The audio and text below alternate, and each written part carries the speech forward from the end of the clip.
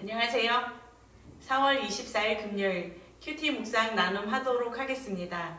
오늘 말씀은 좀 깁니다. 에스겔 40장에서 42장까지의 말씀인데요. 이 말씀이 너무 길어서 다 같이 읽을 수는 없어서 내용을 먼저 대강 살펴보도록 하겠습니다. 이 40장에서 42장 내용에는 성전을 본 에스겔의 환상 내용이 기록되어 있습니다. 먼저 40장에는 성전의 뜰, 그리고 성전의 뜰에 관련되어 있는 문과 방, 안뜰의 그 방에 대한 그런 환상이 기록되어 있고요. 그리고 41장에는 성전 내부에 대한 환상입니다. 성전 내부 안에 있는 성소와 지성소, 그리고 그 골방과 또 성전 외부에 있는 문에 대한 그런 환상이 기록되어 있습니다. 또 42장에는 제사장들의 방과 성전 주변의 그런 뜰, 담을 청량하는 그런 환상이 기록되어져 있습니다. 이 환상을 누가 보고 있는 것일까요?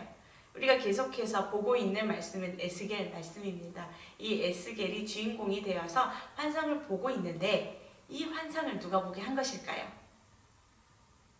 네, 왜 이 환상을 보여주고 에스겔에게 그것을 기록해서 사람들에게 알려주라 라고 하고 있는지 이것에 대해서 오늘 말씀을 좀 나누어 보려고 합니다. 40장 이 초반에 보면 1절에서 4절에 보면 환상이 시작하게 된 배경에 대한 내용이 기록되어 있고요. 5절부터 본격적으로 내가 본즉이라고 하면서 그 환상이 시작되어지고 있습니다. 그래서 환상이 시작되는 지점인 이 40장 1절에서 4절 말씀을 오늘 함께 읽어보도록 하겠습니다.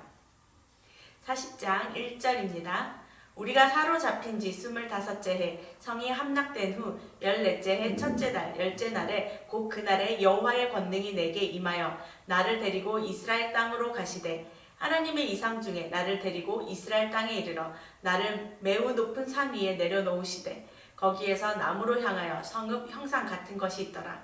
나를 데리시고 거기에 이르시니 모양이 놋같이 빛난 사람 하나가 손에 삼줄과 측량하는 장대를 가지고 문에 서 있더니 그 사람이 내게 이르되 인자야 내가 내게 보이는 것을 눈으로 보고 귀로 들으며 내 마음으로 생각할지어다. 내가 이것을 내게 보이려고 이리로 데리고 왔나니 너는 본 것을 다 이스라엘 족속에게 전할지어다 하더라. 아멘. 이 말씀의 첫 번째 보면 우리가 사로잡힌 지 25년째다 라고 기록을 하고 있습니다. 이 유다 성읍이 완전히 함락이 되어서 이제 이 나라라고 하는 것 자체가 이제 없어지는 때는 14년 이전의 그런 일이지만 그것보다도 훨씬 전에 계속해서 여러 번의 침공이 있었고 그때 잡혀온 지 25년째가 지났다라고 언제인지에 대한 기록을 하고 있습니다. 내가 환상을 25년쯤 그리고 함락된 지 14년 첫째 해, 열째 날, 그날에 라고 하면서 이제 날짜를 정확하게 기록을 하고 있는데요. 이것을 지금 누가 보여주고 있냐라는 것입니다. 하나님이 에스겔에게 이상으로 나타났는데 이상이라고 할 때 그런 환상 같은 그리고 꿈같이 이런 우리가 현실 세계에서 보는 것은 아니지만 그러한 방법으로 내가 보았다라고 이 에스겔은 기록을 하고 있는데 그가 환상 중에 데려간 곳이 어디냐? 이스라엘 땅 높은 산 위에 내려놓았는데 라고 하면서 한 지점을 가리키고 있습니다. 그리고 거기에서 한 사람을 만나요. 놋과 같이 빛나는 한 사람이 손에 측량 장대를 가지고 있었다라고 기록을 하고 있습니다. 그 사람이 이제부터 이 성을 측량하고 있는 것을 따라다니면서 보는데 먼저는 왜 이곳에 너를 데리고 왔는지에 대해서 밝히고 있어요. 그 놋과 같이 빛나는 사람이 말하기를 내가 이것을 내게 보이려고 너를 데리고 이곳으로 데리고 왔다 라고 이야기를 하면서 그 이유가 무엇이냐면 내가 너에게 보이는 그것을 눈으로 보고 귀로 듣고 그리고 마음으로 생각할지어다. 너는 본 것을 다 이스라엘 족속에게 전할지어다 라고 하면서 이 명령형 동사 4가지가 나오고 있습니다. 동사 무엇을 해야 된다. 너가 이것을 보고 있는 이유가 무엇이냐면 너는 눈으로 보고 귀로 듣고 그리고 너는 마음에 두라. 그리고 너가 본 것을 말하라 라고 하면서 이 4가지의 명령을 하고 있는 것이에요. 우리가 여기서 너는 듣다 라고 할 때 이 원어가 쉐마인데요. 우리가 이 쉐마라는 이 단어는 모세오경에서 우리가 자주 들어서 알고 있는 단어이죠. 그 단어처럼 이 마찬가지로 지금 이 측량에 대한 기록들이 제일 많이 나와 있는 것이 모세오경에 있습니다. 레위기에 보면 성막을 어떻게 짓고 너가 이렇게 짓고 그 위에 뭘 하고 이런 측량해서 너가 이렇게 지어야 된다라고 하는 그런 내용이 이 모세오경에도 많이 나와 있는데, 이처럼 이 40장에서 42장까지 이 지금 측량하고 있는 이 성전에 대한 이 기록을 이렇게 보면, 제가 이 그림으로 이렇게 보여주면 이 참고만 하시라고 보여드리는 겁니다. 예, 이것이 솔로몬 성전과 일치한다라고 학자들은 이야기를 합니다. 왜 이것을 이렇게 참고만 해라 라고 말씀을 드리냐면, 사실은 우리에게 있어서 이것이 중요하게 생각돼야 되는 것이 다른 것이 있기 때문입니다.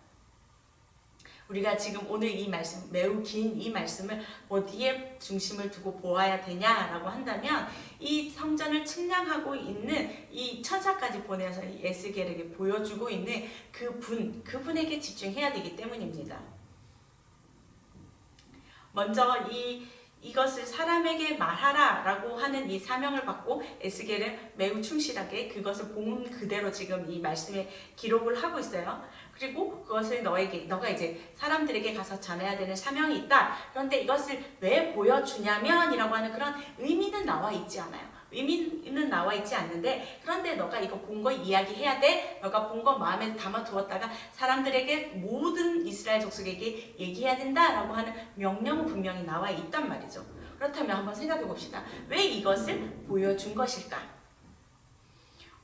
가장 먼저 생각해 볼 수 있는 것은 이 이야기를 처음 듣게 될 이스라엘 족속들입니다. 그들의 입장에서 생각을 해보면 그런 거예요. 이 이스라엘 족속들, 좀 더 정확하게 얘기하면 남유다 사람들이거든요. 이들이 이 환상에 대한 내용을 들었을 때에 어땠을까?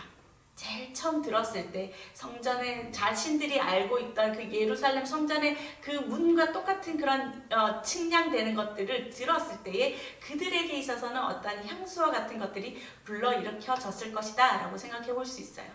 그들에게 있어서는 돌아가야 할 고향이 있고, 그리고 그들의 본향, 내가 내가 곧 그곳에 가서 다시금 일으켜야 될 그곳, 그런 아련한 향수가 있는 곳이 자신들의 고향입니다. 그 고향에 성전이 회파되었다라는 소식을 들었을 때 이스라엘 사람들은 낙담을 했거든요. 그런데 그 낙담하고 있는 그 이스라엘 사람들에게 성전이 이렇게 측량되어진다라고 이 소식을 들었을 때 그들은 생각했을 거예요. 우리 솔로몬 시대 때 그 빛나던 그 영광을 누리던 그 예루살렘 성전이 지금 내 눈앞에 보이듯이 그려지는 그 그림을 듣는, 그림 언어를 듣고 있는 이 이스라엘 사람들의 마음은 어땠을까? 하나님에 대해서, 자신들의 고향에 대해서 그런 향수를 불러일으키지 않았을까라는 것을 짐작해 볼 수 있습니다. 그리고 두 번째로 생각해 볼 것은 에스겔의 입장입니다. 자신이 본 것을 그대로 전달해야 되는 사명을 받은 에스겔, 이 에스겔이 들은 대로, 본 대로 마음에 두었다가 전해야 되는데, 그가 본 것, 천사를 통해서 측량되어진 것들이 보고 있단 말이죠. 그리고 그 본 것을 그대로 이제 말해야 되는데 마음에 무엇을 둬야 되냐라는 것입니다. 측량하는 자를 따라다녔어요. 처음에는 그냥 어떤 성읍과 같은 이런 형상이라고 하면서 좀 어렴풋하게 알았다라고 한다면, 이 천사를 따라서 측량하러 다니면서 그는 알았을 거예요. 여기가 성전이구나. 그 시대에 내가 꿈꿔왔던 그 예루살렘의 그 성전이구나를 분명히 알았을 거예요. 본대로, 그리고 그가 들은 대로 그것을 다 이렇게 마음에 두고 있는데, 그런데 마음에 둔다라고 할 때 정확하게 어떤 것을 두고 백성들에게 이야기했어야 됐겠느냐라는 것입니다. 자신에게 이 성전을 보여주고 계신 그분의 의중, 왜 이것을 보여주고 있고 왜 이것을 이스라엘 백성들에게 말해주라고 하는지, 그것에 대해서 에스겔은 마음에 깊이 간직하고 있어야 된다라는 것이죠. 그렇다면 이것을 보여주시는 분, 왜 이것을 보여주시는 것일까? 그의 의중은 무엇일까? 그는 생각해 보지 않았을까요? 그래서 마지막으로 왜 하나님이 에스겔에게 이 환상을 보여주면서 가서 말하라 라고 했을까요? 하나님이 말하라 라고 한 것은 그야말로 몇 척이고 장대로 재니까 얼마나 되고 이것을 이야기하라고 한 것일까? 왜 이 이야기를 하라고 한 것일까요? 하나님이 이것을 보여준 의중은 무엇일까요? 우리가 이 성경 구약에 보면 특히 사사기에 보면 이 자주 일어나는 그런 패턴이라고 하죠. 계속해서 돌고 도는 그런 패턴이 있는데 무엇입니까? 이스라엘 백성들이 죄를 지어서 타락을 하면 그 다음에 심판을 받고 그리고 그 심판받는 백성들이 신음하고 또 하나님 앞에 살려달라고 부르짖으며 그들에게 있어서 사사가 나타나서 구원자가 나타나서 회복하였더라 그리고 몇 년 동안 평안하였더라 라고 하는 이 사이클이 계속해서 나오는데 그 사이클을 가지고 지금 오늘 이 말씀에 적용을 해보면 오늘 이 부분은 그러면 어디쯤에 해당하는 것일까요? 이스라엘 백성들이 바벨론에 의해서 완전히 함락이 되고 지금 14년이 흐른 뒤란 말이죠. 죄를 지었고 그리고 심판을 받았고 그 다음에 그럼 일어나는 사이클은 무엇입니까? 한 선지자가 나타나서 다시 회복하고 그리고 평안하였더라 라고 하는 이 사이클이 일어나는 여기 가운데쯤 그 어디쯤에 지금 에스겔이 환상을 보고 있는 것입니다. 그렇다면 이 환상을 보고 있는 것이 지금 어디를 향해서 가고 있는 것일까요? 계속해서 회복을 향해서 가고 있다라고 하는 그 어느 지점쯤에 지금 이 환상을 보고 있는 것입니다. 또 한 가지는 우리가 측량하다라는 이 단어를 계속해서 반복해서 나오는데요. 이 측량하다를 보면 우리가 이렇게 생각해 볼 수 있어요.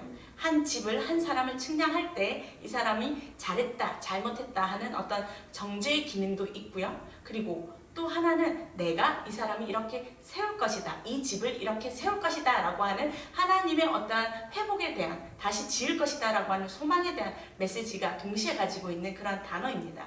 그렇다면 이 측량을 지금 어디에 하고 있는 것입니까? 성전을 하고 있거든요.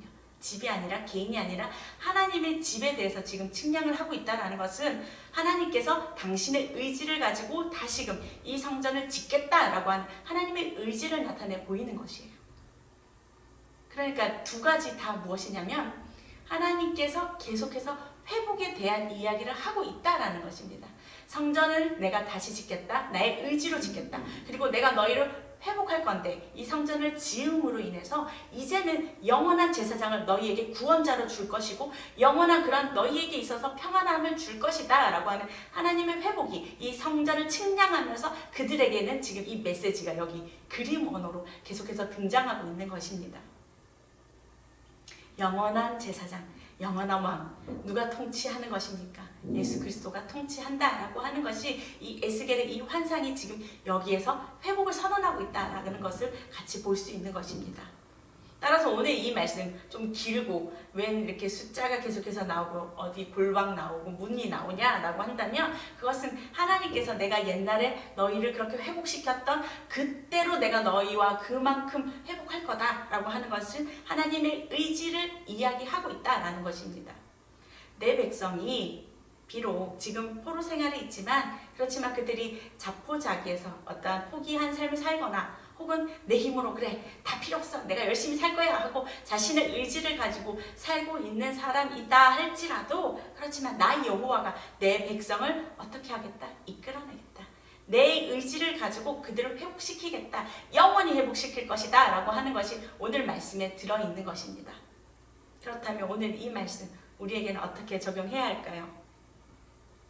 마음이 무겁거나 때로는 내 노력으로 열심히 살아보겠다라고 노력할 때 그럼에도 불구하고 우리가 우리 마음대로 안 되는 그런 환경들을 보고 있단 말이죠. 지금 이런 코로나 때문에 우리가 너무 많이 괴롭고 그리고 어떻게든 좀 살아보겠다라고 돌파구를 찾고 있지만 그렇지만 우리가 생각하는 것보다 더 뛰어나신 분이 그분의 의지를 가지고 우리를 보호하고 계시고 또 우리를 이끌어내어서 다시금 회복시키겠다라고 하는 것이 오늘 이 말씀으로 적용해 볼 수 있는 것 같습니다. 그래서 여러분 정말 축복하기로는 내 힘으로 산다 할 때 안 되는 거 내가 더 이상 못하겠다고 포기하는 거 그거 내 힘으로 했던 거 다 내려놓고 우리가 하나님이 나를 통해 하나님의 그 의지가 나에게 이루어지게 해달라고 오늘 하루 그렇게 기도하면서 사시는 저와 여러분이 되기를 축복합니다. 그분의 의지는 영원부터 영원까지 계시기 때문에 우리를 향해서 절대로 포기하지 않는 사랑이시기에 우리가 그 사랑을 믿고 또 오늘 하루 힘차게 사시기를 예수님의 이름으로 축복합니다. 제가 기도하도록 하겠습니다. 하나님 감사합니다. 하나님의 그 사랑이 영원하고 하나님의 그 의지가 영원하기에 그 하나님의 영원하신 그 의지를 붙잡습니다. 하나님, 우리는 잠시고 우리는 잠깐이오나 하나님의 의지는 영원하오니 우리를 붙드시고 우리 가운데 하나님의 그 소망, 하나님의 그 모든 의지들을 가득 채워 부으시옵소서. 그것이 우리에게 사랑이 되고 우리에게 힘이 되고 또 오늘을 살아가고 또 우리의 이 하루를 살아가는 또 우리 영원한 삶을 살아가는 그런 날들이 되도록 하나님 축복하여 주시옵소서. 의지를 우리에게 붓고자 또 오늘도 기다리고 계신 그 하나님을 의지하며 감사드리며 예수님의 이름으로 기도드렸습니다. 아멘.